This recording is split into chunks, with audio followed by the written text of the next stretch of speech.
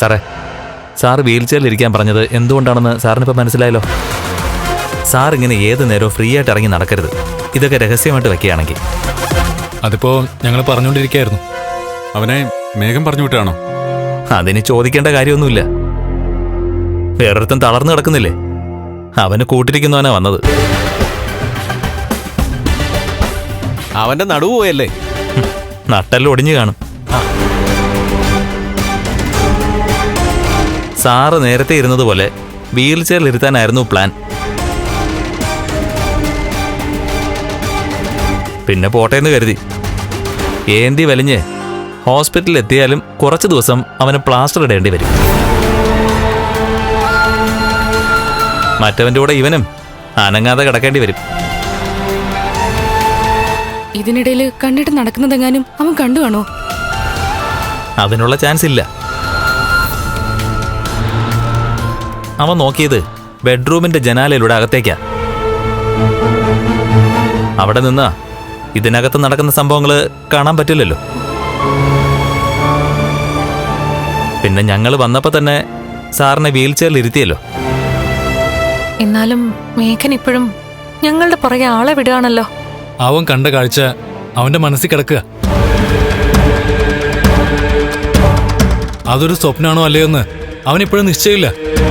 അത് മാത്രമല്ലല്ലോ അനന്തേട്ടാ, അന്ന് ഹോസ്പിറ്റലിൽ കിടക്കുമ്പോ പലപ്പോഴും അവൻ കണ്ണേട്ടന്റെ മുറിയിലേക്ക് ഒളിഞ്ഞു നോക്കിയിട്ടുള്ളതാ.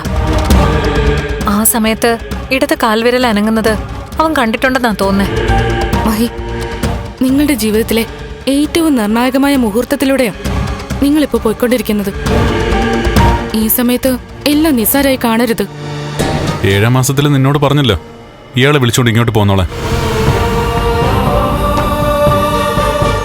അത്രയും നാൾ എന്റെ കാര്യം പോലെ തന്നെ ഇയാളുടെ വയറ്റിലൊരു കുഞ്ഞുണ്ടെന്ന് ആരും അറിയണ്ട. അത് നമ്മൾ തീരുമാനിച്ച പോലെ തന്നെ കാര്യങ്ങൾ പോട്ടെ.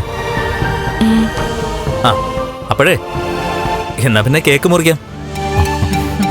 ആ, രണ്ടാളും കൂടെ ഒന്നിച്ചു നിന്നങ്ങോട്ട് മുറിച്ച്.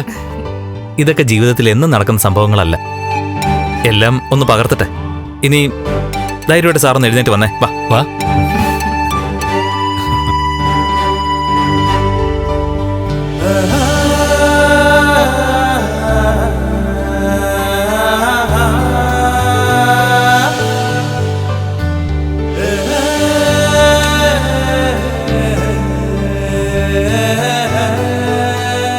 രണ്ടുപേരും കൂടെ ഒരുമിച്ച് ഒതുക്കെടുത്ത്.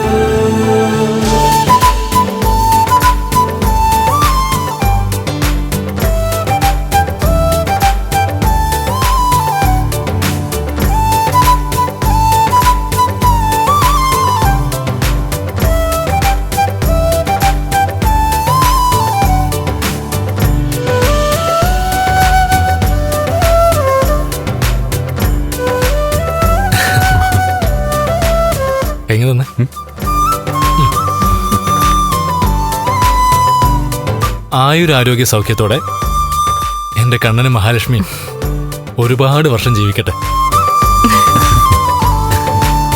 എല്ലാ വർഷവും ഇതുപോലെ സന്തോഷത്തോടെ കേക്ക് മുറിക്കാൻ കഴിയട്ടെ. ഇനിയേ സാറന്മാരും ഭാര്യമാരും ഒന്ന് നിരന്നു നിന്നേ.